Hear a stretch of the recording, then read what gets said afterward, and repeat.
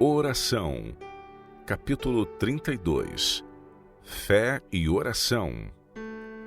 A fé é a confiança em Deus, ou seja, a crença de que Ele nos ama e conhece perfeitamente o que é bom para nós. Assim, a fé leva-nos a escolher o seu caminho em vez do nosso. Em vez da nossa ignorância, ela aceita a sua sabedoria. Em vez da nossa fraqueza, aceita a sua força. Em lugar da nossa pecaminosidade, aceita a sua justiça. A nossa vida e nós próprios já somos seus. A fé reconhece essa posse e aceita as bênçãos que dela advêm. A verdade, a correção e a pureza têm sido designadas como segredos do êxito na vida. É a fé que nos coloca na posse destes princípios. Todo bom impulso ou toda a boa aspiração é um dom de Deus. A fé recebe de Deus a única vida que pode produzir os verdadeiros crescimento e eficiência. Deve ser tornado muito claro como exercer a fé. Para toda a promessa de Deus há condições. Se estamos dispostos a fazer a sua vontade, toda a sua força é nossa. Qualquer dom que Ele prometa está na própria promessa. A semente é a palavra de Deus. Lucas 8, verso 11. Tão certo como o carvalho está na bolota, o dom de Deus está na sua promessa. Se recebemos a promessa, temos o dom. A fé que nos habilita a receber os dons de Deus é em si mesma um dom, do qual uma certa medida é comunicada a todo o ser humano. Ela cresce quando exercitada no apropriar-se da palavra de Deus. Para fortalecer a fé, devemos com frequência pô-la em contato com a palavra. No estudo da Bíblia, o estudante deve ser levado a ver o poder da palavra de Deus. Na criação, Ele falou e tudo se fez. Ordenou e tudo passou a existir. Salmo 33, verso 9. Ele chama as coisas que não são como se já fossem. Romanos 4, 17. Pois quando Deus as nomeia, elas existem. Quantas vezes os que confiaram na palavra de Deus, apesar de por si mesmos se encontrarem totalmente desamparados, resistiram ao poder do mundo inteiro. Enoque, puro de coração e de vida santa, manteve firme a sua fé na vitória da justiça contra uma geração corrupta e escarnecedora. Noé e a sua casa contra os homens da sua época, homens de grande força física e mental, mas da mais baixa moral. Os filhos de Israel junto ao Mar Vermelho, uma multidão de escravos desamparada e aterrorizada contra o mais poderoso exército da mais poderosa nação da terra.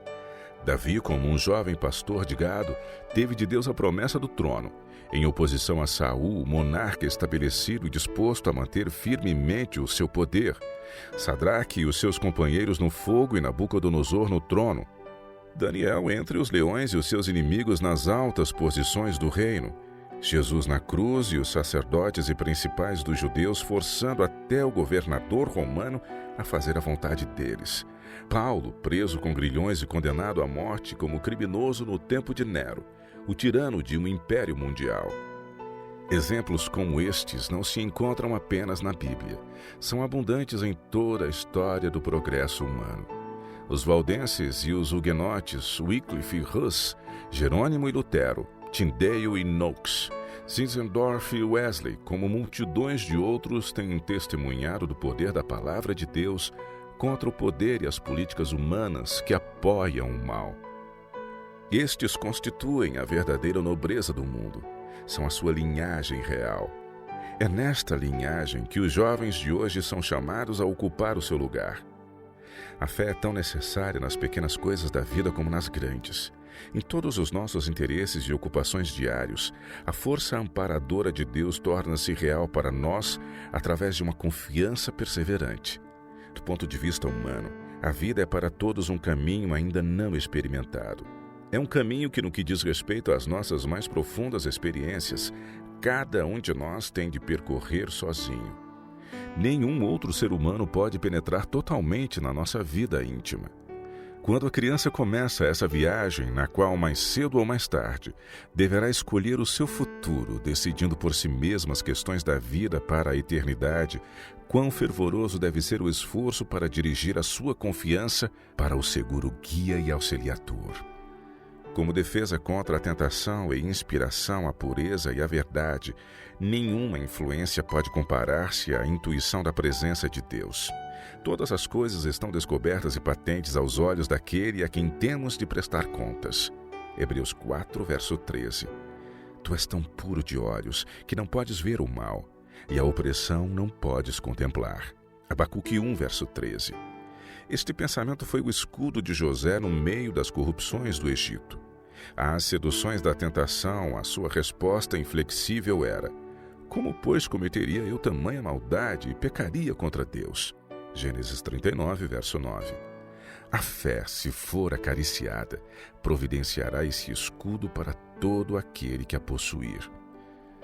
Só a percepção da presença de Deus pode afastar o medo que transformaria num fardo a vida da criança tímida. Que ela fixe na sua memória a promessa: o anjo do Senhor acampa-se ao redor dos que o temem e os livra. Salmo 34, verso 7. Que leia a maravilhosa história de Eliseu na cidade da montanha, onde uma poderosa multidão de anjos celestiais o rodeou e se interpôs entre ele e as hostes de inimigos armados. Que ela leia como a Pedro na prisão e condenado à morte, apareceu o anjo de Deus e como passando pelos guardas armados, pelas portas maciças e pelos grandes portões de ferro com os seus ferrolhos e trancas, o anjo guiou o servo de Deus em segurança. Que ela leia também acerca daquela cena no mar, quando Paulo, como prisioneiro e a caminho de seu julgamento e execução, dirigiu aquelas notáveis palavras de ânimo e esperança aos soldados e marinheiros arremessados pela tempestade de um lado para o outro, exaustos pelo trabalho, pela vigília e pelo longo jejum. Mas agora vos admoesto a que tenhais bom ânimo, porque não se perderá a vida de nenhum de vós. Porque esta mesma noite, o anjo de Deus, de quem eu sou e a quem sirvo, esteve comigo dizendo: Paulo, não temas, importa que sejas apresentado a César, e eis que Deus te deu todos quantos navegam contigo. Atos 27, de 22 a 24. Com fé nesta promessa, Paulo afirmou aos seus companheiros: pois nenhum cabelo cairá da cabeça de qualquer de vós. Verso 34. Assim aconteceu. Porque naquele navio houve um único homem por meio do qual Deus pôde operar. Todo aquele carregamento de soldados e marinheiros gentios foi preservado. Todos se salvaram em terra. Verso 44. Estas coisas não foram escritas apenas para que as pudéssemos ler e ficar admirados, mas para que a mesma fé que operava nos servos de Deus do passado possa também operar em nós. Da mesma maneira maravilhosa em que Deus operava naquele tempo, Ele agirá hoje, onde quer que haja corações de fé que sejam os canais do seu poder. Ensine-se a confiança em Deus aos que não confiam em si próprios e que por isso fogem dos cuidados e das responsabilidades. Assim, muitos que de outro modo seriam apenas um algarismo no mundo, ou talvez apenas um peso desamparado, conseguirão dizer como o apóstolo Paulo: posso todas as coisas naquele que me fortalece. Filipenses 4, verso 13. A fé também contém preciosas lições para a criança que se ressente facilmente com as ofensas. A disposição para resistir ao mal ou para o vingar é muitas vezes devida a um forte sentido de justiça e a um espírito ativo e enérgico. Ensine-se a essa criança que Deus é o eterno defensor do direito. Ele tem um amoroso cuidado pelos seres que tanto amou, a ponto de dar para os salvar aquele que era o seu muito querido e amado filho. Ele ocupar-se-á de cada pecador, porque aquele que tocar em vós, toca na menina do seu olho. Zacarias 2, verso 8. Entrega o teu caminho ao Senhor, confia nele, e ele tudo fará. Fará sobressair a tua justiça como a luz, e o teu direito como o sol ao meio-dia. Salmo 37, versos 5 e 6. O Senhor é também alto refúgio para o oprimido, refúgio nas horas de tribulação. Em ti, pois, confiam os que conhecem o teu nome, porque tu, Senhor, não desamparas os que te buscam. Salmo 9, versos 9 e 10. A mesma compaixão que Deus manifesta para conosco, pede-nos Ele que manifestemos para com os outros. Que os que são impulsivos, autossuficientes e vingativos contemplem aquele que, meigo e humilde, foi levado como um cordeiro ao matadouro. que não retaliou como uma ovelha silenciosa diante dos seus tosqueadores. Olhem para aquele a quem os nossos pecados feriram e as nossas tristezas sobrecarregaram, e assim aprenderão a suportar, a tolerar e a perdoar. Pela fé em Cristo, todo defeito de caráter pode ser suprido, toda a mancha removida, toda a falta corrigida e toda a boa qualidade desenvolvida. Também nele estáis aperfeiçoados. Colossenses 2, verso 10. A oração e a fé estão intimamente ligadas e necessitam de ser estudadas juntas. Na oração da fé há uma ciência divina. É uma ciência que tem de ser compreendida por todo aquele que deseja fazer de sua vida um sucesso. Cristo diz: tudo o que pedirdes orando, crede que o recebereis e tê-lo-eis. Marcos 11, 24. Jesus deixa bem claro que o nosso pedido deve estar de acordo com a vontade de Deus. Devemos pedir as coisas que Ele prometeu, e o que quer que recebamos deve ser usado para fazer a sua vontade. Satisfeitas as condições, a promessa é inequívoca. Podemos pedir o perdão dos pecados, o Espírito Santo, um caráter cristão, sabedoria e força para fazer a obra de Deus ou qualquer outro dom que Ele tenha prometido.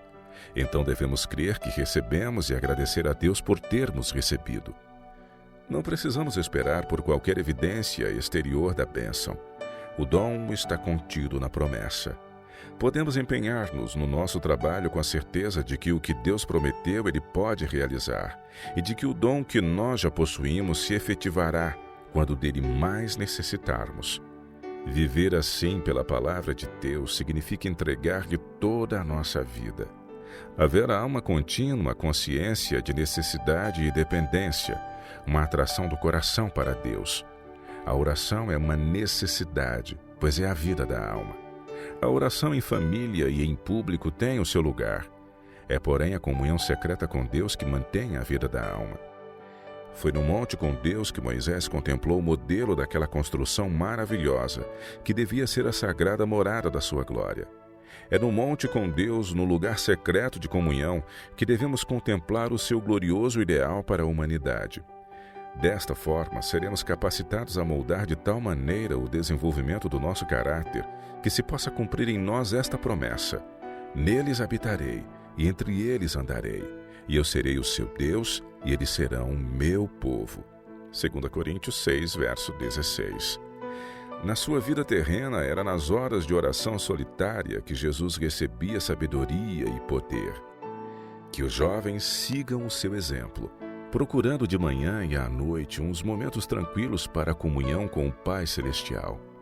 Durante o dia, ergam eles o coração a Deus. No nosso caminho, a cada passo, Ele diz: eu, o Senhor teu Deus, te tomo pela mão direita. Não temas que eu te ajudo. Isaías 41, verso 13. Aprendessem os nossos filhos estas lições na infância, e que vigor e poder, que alegria e doçura existiriam à sua vida. Estas são as lições que só aquele que pessoalmente as aprendeu pode ensinar. É, portanto, os pais e professores professarem acreditar na palavra de Deus, enquanto a sua vida nega o seu poder, que o ensino das Escrituras não tem grande efeito na vida da juventude.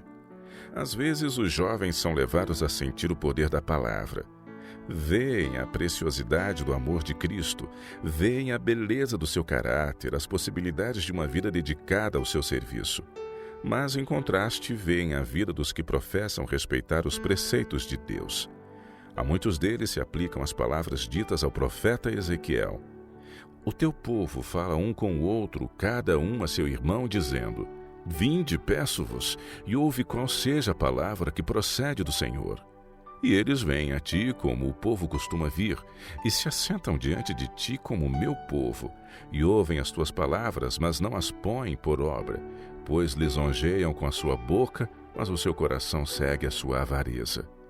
E eis que tu és para eles como uma canção de amores, canção de quem tem voz suave e quem bem tange, porque ouvem as tuas palavras, mas não as põem por obra. Ezequiel 33, versos de 30 a 32. Uma coisa é considerar a Bíblia como um livro de boa instrução moral, a que se deva dar atenção na medida em que isso seja compatível com a cultura vigente e com a nossa posição na sociedade. Outra coisa é considerá-la como ela realmente é, a palavra do Deus vivo, palavra que é a nossa vida, que deve modelar as nossas ações, as nossas palavras e os nossos pensamentos. Considerar a palavra de Deus menos do que isto é rejeitá-la. E esta rejeição por parte dos que professam crer nela é a principal causa do ceticismo e da infidelidade entre os jovens. Uma intensidade nunca antes vista está a apoderar-se do mundo. Nos divertimentos, na busca do lucro, na luta pelo poder, na própria luta pela existência, há uma força terrível que absorve o corpo, o espírito e a alma. No meio desta corrida louca, Deus fala. Ele convida-nos a irmos à parte e termos comunhão com Ele. Aquietai-vos e sabei que eu sou Deus. Salmo 46, verso 10.